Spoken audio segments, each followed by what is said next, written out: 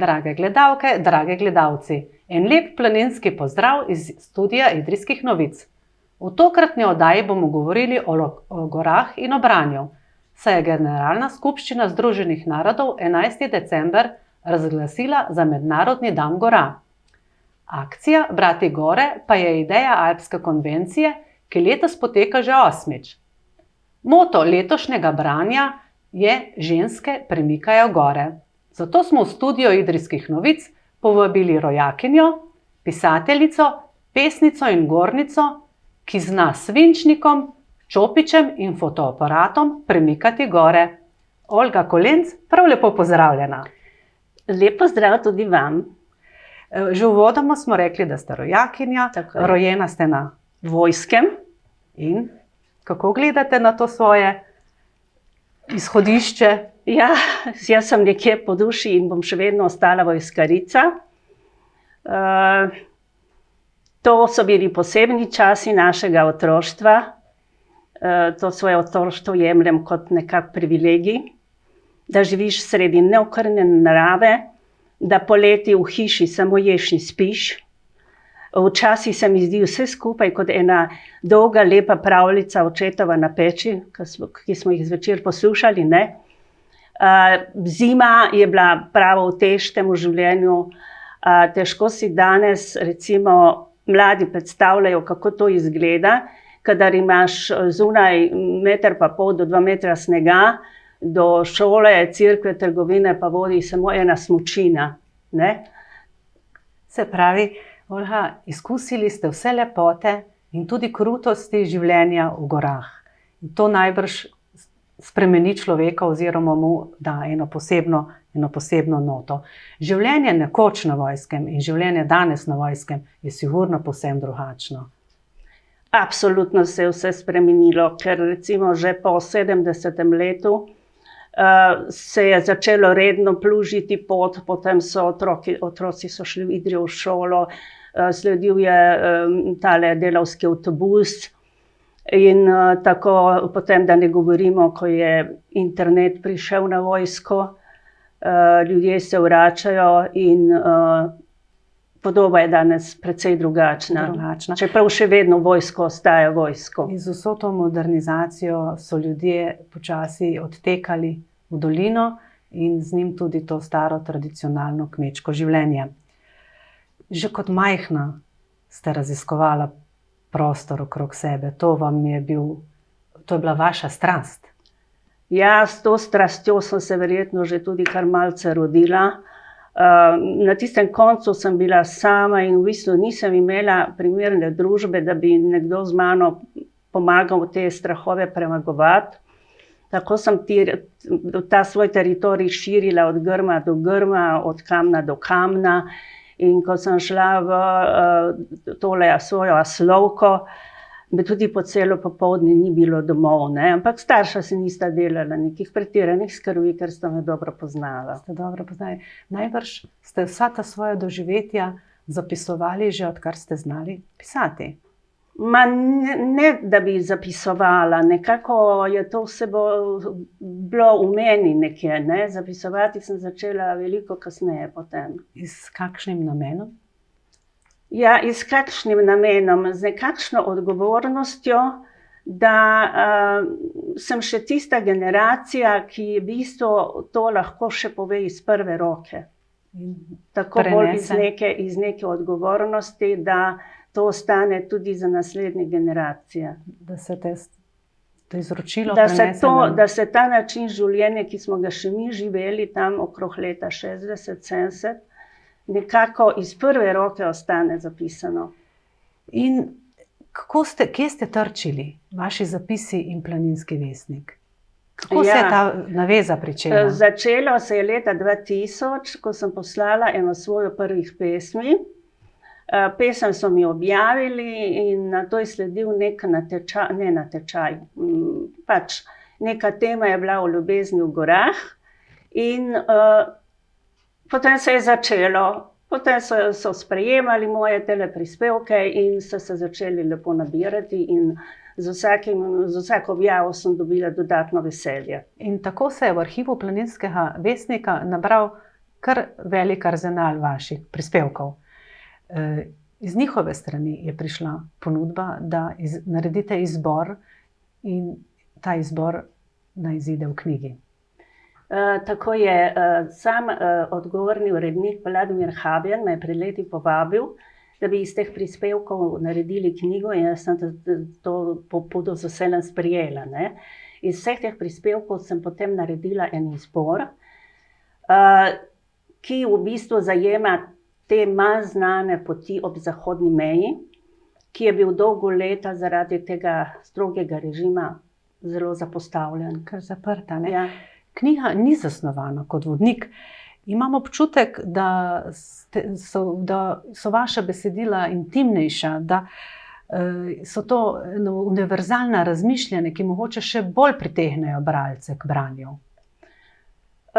Ponekje sem brala, da je ta knjiga v bistvu vodnik, nekje, da je dokumentarno delo, nekje, da je ne leposlovje za odrasle, ampak jaz mislim, da je kar vsakega po malem. Da je to kar vsakega po malem. Knjiga se lepo bere in začnete, vaši prvi zapisi so o poteh v vaši bližnji okolici, kjer ste se rodila. Ja, tako se mi zdi pomembno to izhodišče, ki je pač nekje človeka zaznamuje, kjer doživljamo te svoje prve zaznave. Zato sem ga vzela kot za izhodišče. Naprimer, pri 21 letih sem se preselila v Novo Gorico, kjer je bilo eno samo betonsko naselje, brez rastlinja. Tam so bili zasajeni neki mali tele tulipanovci, ki so bili veliki kot fižolovke. In jaz sem samo čakala konec tedna, da sem se vrnila na vojsko, čez Trnovski gozd, in šele potem gola, tole bosa, sem bila spet tista Olga prava. Potem sem pa širila ta teritorij nekako na bližnje Goriške gore, do Soče in tako naprej. V knjigi zelo natančno opisujete kmečko življenje na Vojskem. To je najbrž ta nuja, da ohranite to vedenje. To kmečko življenje je danes zelo zanimivo za pogledati za nazaj, ne. V bistvu je bila vsaka hiša mala tovarna zase. V bistvu v trgovini smo kupovali samo tiste osnovne stvari, kavo, sladkor, moke, sol, vžigalce in take stvari, ne. Vse ostalo smo pridelali doma, ne. In kadar je zapadlo meter pa še več snega, je naš tata ali pa tudi ostali vojskari si je nadal smuči, eno dolgo palico in je šel z nahrbtnikom v trgovino, in to je bilo to. Že na začetku smo omenili, da ste tudi pesnica. Mogoče je zdaj pravi trenutek, da preberete eno kratko pesem, ki se nanaša na vašega očeta. Ja, povedati moram, da pišem tudi v narečju, ker se mi zdi to vojskarsko narečje nekaj tako dragocenega in se bojim, da bo šlo en dan v pozabo, ker pač čas prinese svoje.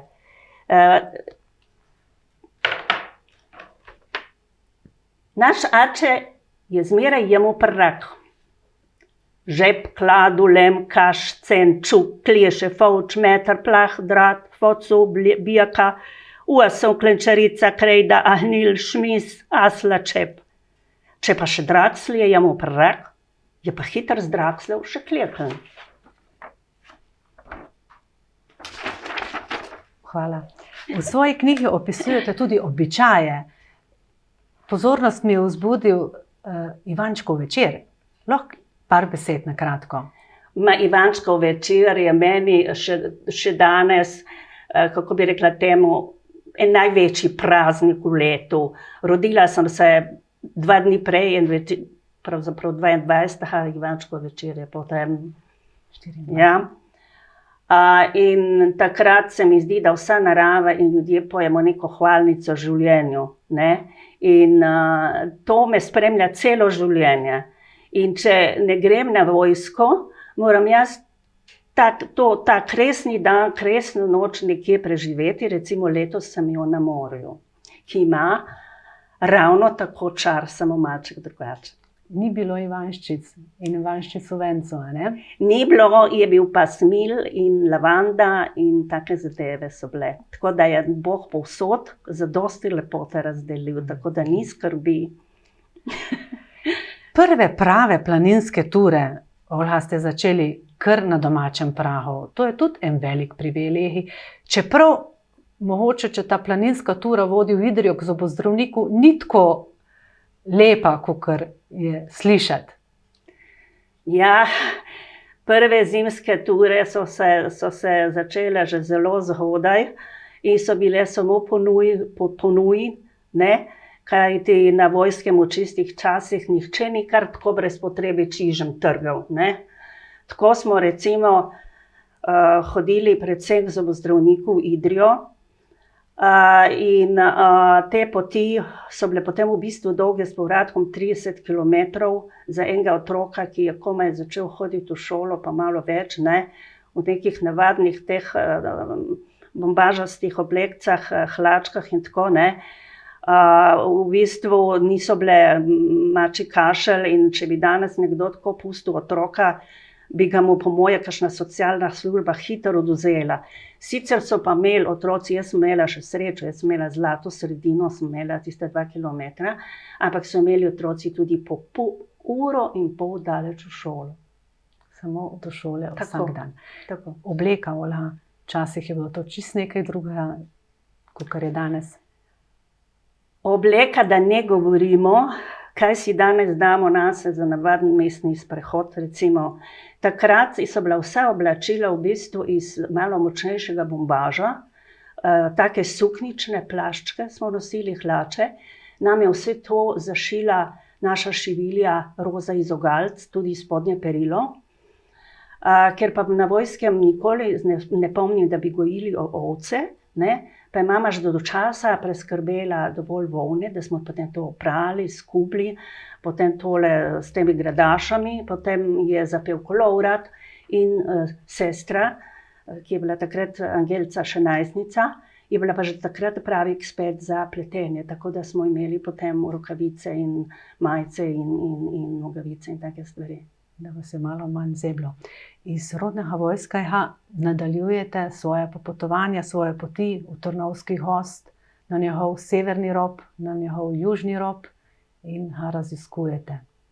Trnovski gozd najprej bolj tako bi rekla raziskovala na ključu po kakšne gobe, po kakšne zdravilna zelišča, po maline in tako naprej, ne. In potem sem pa to sistematično začela od Trnovega do Čavna in potem Ingolakov in v bistvu vse te poti, pa tudi brezpotja sem predelala, ker recimo mene prav ta južni rob Trnovskega gozda še vedno znova preseneča in navdihuje, recimo tam je taka bogata flora in potem so tukaj recimo izvir Lijaka, potem je tukaj prastari romarski kraj Sveta Lucija in menda tam nekje okrog Sekulaka, da je menda pa celo barka pristala, ne, in to se vse čuti, ne, to se vse te energije na teh poteh, ja. V nadaljevanju knjige vaše vojskarske rožnike podaljšate na Krotke gore nad Sočo. To je bilo povezano z vašo selitvijo v Novo Gorico. Ja, glejte, pri naši hiši je tata vsako leto potresal po teh malih hribčkih okrog seneni drobir, ne, in temu posledično je potem tukaj cvetel en rajski vrt. In velikokrat sem rekla v življenju, da na nobeni svoji poti širom po Evropi nikjer nisem videla rasti toliko rož, čeprav zdaj to je malo tako povedano, se hecam, ne. Ampak iz tega vrta se še danes nekako napajam in hranim. In potem sem v bistvu odkrila, kot sem že rekla, da je Bog povsod to lepoto pravično razdelil. Recimo prav Sabotin leži na taki geografski legi, da ima tudi fantastično floro in včasih moram prav paziti, da česa ne zamudim. Se pravi, prva pomlad je na Goriškem, potem je tu vojskarska pomlad In ko se tukaj izpoje, začne pravi rožni cunami v visokohorju, kjer pa rože zelo pohitijo. Tako, to se potem kar razvleče gor, dokler ne pridemo tam na 2000, ko so te zadnji čudoviti makci, pa tele zavarovane rastline. Tako da, ja, moje pomladi so kar dolge. Pomladi so dolge. A pot nam ne ponuja le lepih pogledov, lepih rož. Poti nam pripovedujejo tudi zgodbe. In ravno ta goriški del, to krotko hribovje, nam govori o ranah Prve svetovne vojne, kjer sedaj poteka pot miru. Pravo nasprotje. Vi ste vse to raziskali, kaj ne? Ja, to so zanimive poti. Tukaj se čuti toliko bolečine, toliko ran, čeprav zemlja gre svojo pot, zarašča te rane, ampak to je stalno prisotno. Ta duh ljudi, ki se izrodajo v rod, tukaj borijo za svoj obstoj, se oklepajo te zemlje. Potem človek gleda tudi te rane, ki jih mi zadajamo naravi sami, in po drugi je pa najbolj žalostno, ko se pa nekako izginja ta kulturna krajina, ki je človek skozi stoletja negoval. To je žalostno. Kaj je to trpljenje, kaj je ta gorje iz teh krajev izgnalo Boga Belina? Ja, to ste pa mi postavila zdaj zelo dobro vprašanje, ne, to božanstvo v Belin, ki je tam okrog na Kolovru, v Kanalskem, ne, je zelo zanimiva legenda. Zna biti, ali pa še vedno, ki je skrit in čaka na take ljudi, kot smo mi, in da pride, da začuti naše energije in da vidi, da so še ljudje, ki jim ni mar, ki se borijo za naravo, ki jim pač narava ogromno pomeni. To bi bilo lepo. Ni pa na poti samo gorje, dogodi se tudi kakšno zabavno dogodivščina. Olga, kako je bilo takrat z dvema mladima dekletama še ob strogo zaprti meji na Sabotinu? Človek veliko doživi, če je odprt do soljudi, ne? Ker v bistvu na teh poteh še srečaš te domačine, ki te še povabi v hišo, ki radi pokramljajo in tako naprej, ne. In kar se pa meje Sabotina tiče, ja, seveda, zdaj poslušajte, pred 50 leti eno Olgo, enega vojskarja predstavi dol k meji, pa kako bo vedela, kaj je meja, pa kdo je poznal na vojske meje, ne. Jaz sem vedela, da te meje pač imajo svojo težo, tudi sem vedela, da se je treba na Sabotin prijaviti, ampak to so hodili na neke dogodke ob teh praznikih jugoslovanskih in tako. In eno lepo nedeljo sem izvisela in pravim hčerki pa njeni prijateljici, sta mene 13-14 let, gremo na Sabotin, bomo šli do kamor lahko pridemo, ne. Ja, ampak mi smo prišli na greben, lepo priteče od nekje en vojak in nas pelje noter, ne. In tam se je začelo, cela armada nas je zaslišala, si ogledala, vse ure so tekle, noč se ni premaknilo. In potem pravi eden od teh generalov, ali karkoli je že bil, da bo prišla po nas policija. No, in bomo mi le čakamo. In potem, kdo pride skozi vrata? Vrhbajterski uveže. Vojskari bodo dobro vedeli, kdo je to. Ne? Tako da je rešil situacijo. In ni bilo treba plačati kazni. Lepo. Olga, iz teh pohlevnih hribov nadaljujete čez Breginjski kot na Stol in Mušce, dvigate se zmeraj višje. Od tukaj se nam vedno bolj širijo obzorja, vedno bolj vidimo, kako je velik ta naš svet. Ja, Breginj mi je zelo eno tako dragoceno območje, Stol, Mušci.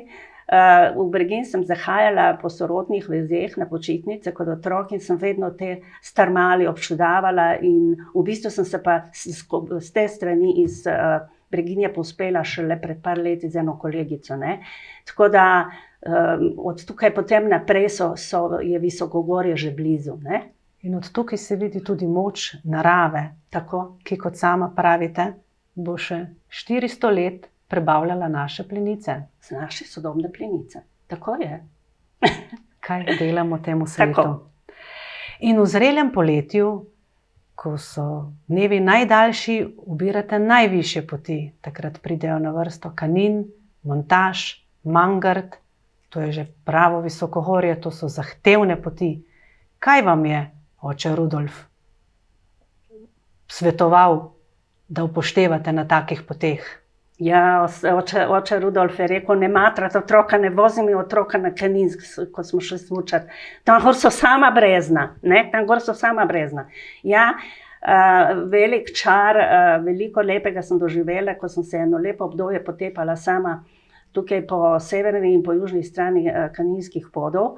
Najraje sem šla sama, ker kdo bi mene prenašal s tem fotoaparatom in tem lovljenjem teh fosilov in tako naprej, ne. In potem više in više, ne, in danes je to vse fajn in lepo, danes imamo opremo. Če pomislim recimo tiste svoje prve poti v Visokogorje s prijatelji, ne, to smo imeli eno špahco, malo močnejšo okrog pasu, pa dve še pomožni, pa dve uponki, ne, in tako smo mi plezali po raznih tehle. In glavno potem smo kmalu videli v Avstriji, že v Italiji, že pravilno opremljene gornike, ne, pa so meni naši pravili kar šminkerji. Izkušnje prinašajo svoje. Sam v gorah, a nikoli osamljen, kaj ne? Ne, zato ker recimo to samohodstvo, jaz sem bila v to samohodstvo nekako prisiljena najprej, ker pač na društvu še ni bilo toliko izletov, prijatelji so imeli svoje obveznosti. In potem sem se začela na tak način spomagovati, da sem sedla na vlak in sem hodila eno lepo obdobje v Rata. In potem sem nekako po teh poteh gor, še sploh pred sezono, ker so tudi snežišča, pa tako pa malo ljudi, sem se v bistvu zavedla te odgovornosti do sebe in do drugih, ne. In potem v bistvu srečaš toliko fajn ljudi, kadar nekam prideš. Recimo posebno so mi ostali v spominu poti iz Vrat na Križke pod Razor in na prečenje Lepega Špičja, ko me je lovila noč in nisem srečala žive duše. To so nepozabni trenutki, ki te največ naučijo, in takrat sem jaz črpala moč iz tiste male Olge. Ko se napove jesen, ko na Krasu zažari ruj, je treba na Kras. Vedno pa niste bila tako prijateljica Krasa, ne? Ne, Kras mi je bil ena taka pustinja, sploh me ni zanimal, vse je bodlo gor dol, ne, in potem sem nekako po naključju odkrila pomlad in jesen na Krasu, to je nekaj čarobnega, kadar ruj plodi in kadar potem ta ruj vsi svoji tej ognjeni lepoti zagori čez Kras, bi temu lahko rekli, ne. To so fantastični trenutki v naravi. Ki jih je treba doživeti. Jih je treba izkoristiti. In tudi ta del sveta, tudi svet ob meji, ravno tako ranjen od prve svetovne vojne, od katere si še ni opomogel, dobiva nove udarce. Čez Kras tako radi divjajo požari. Ja, letos je bilo hudo. Tudi smo kar občudovali te ljudi in te gasilce. Recimo tudi v Novi Gorici, ki je v bistvu toliko daleč stran, pa smo bili ene par dni kar noter zaprti. Ja, to so, narava daje svoje udarce, gre svojo pot in tako je. Narava nas opozarja. In se bo tudi zacelila, ker to ona zna. Mogoče pa še spet en zabavnejši dogodek. Kako je bilo na Kokoški, na dan sprejema Slovenije v članstvo Evropske unije? Tista je bila tudi dobra. Ekipa se je dobila tam spodaj pri nekem hotelu v Lipici in da se peljemo na Kokoško, da bomo gor posneli eno pesem. So me določili, da bom prebrala eno pesem o postopu v Evropsko unijo, ne. In jaz, meni ni nihče povedal, da bomo mi na Kokoško šli peš, ne, in jaz sem bila v Salonarjih. In jaz sem mogla v Salonarjih na Kokoško, ker tisti džip ali tisti avto je šel, dokler je šel, ne. Ampak ne boste verjela, da niti ene odrgnine ni bilo na mojih petkah. To je vse vaja z vojskega, ker na vojskem smo tako hodili hmaši v takih čevljih. Čevlje je bilo treba hraniti. Se je bilo treba uštimati. Tako, ja, fajn. Sami V knjigi svoji pravite: morje nas potrpežljivo čaka, a gore se nam z leti odmikajo.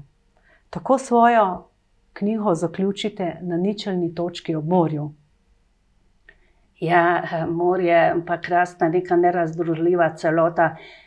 Recimo kamorkoli ob Jadranski obali me zanese na dopust, ne, na morje, vedno predelam vse gričke in tudi kakšen orn hrib, ne, ker tu ima pa to Sredozemlje še poseben čar. Gledaš morje in si v hribih, ne, in te vonjave, sploh kadar spet, da ne govorimo, kadar vse cveti. S potjo do kamnitih src ste tako zakrožili 4-letne čase življenja. Najin klepet bi zaključila z zadnjim odstavkom iz vaše knjige. Z veseljem. Za prehojenimi planotami, grebeni in gorami se širijo nova prostranstva. Srce, ki hrepeni, hoče naprej. Jutri bo nov dan. Poti do kamnitih src bodo ostale uhojene, dokler bomo ljubili. Hvala lepa, Olga, za obisk, za ta lep pogovor in hvala, Olga, za vse zapise, katere delite z nami. Želim vam, da črnilo vašega svinčnika nikoli ne usahne. Iskrena hvala tudi vam za povabilo. Vam, drage gledalke in dragi gledalci, pa en lep pozdrav iz studija Idrijskih novic. Srečno!